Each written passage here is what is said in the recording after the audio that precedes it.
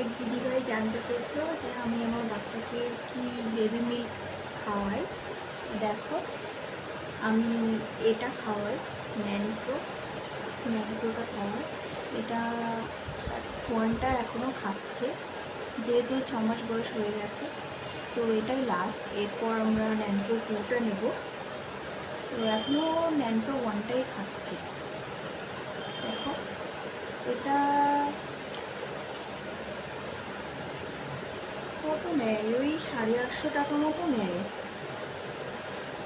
ওরকমই নেয়, 850 টাকা মতোই নেয়। আমার বেবি যখন থেকে হয়েছে প্রথম থেকেই ও এটাই খায়, ম্যানপ্রোটাই খায়, এখনও এটাই খাচ্ছে। 815 টাকা লেখা রয়েছে, কিছুটা ছাড় টাড় দিয়ে হয়তো 800 টাকা মতো হয়। তো এটাই খাই। বাই।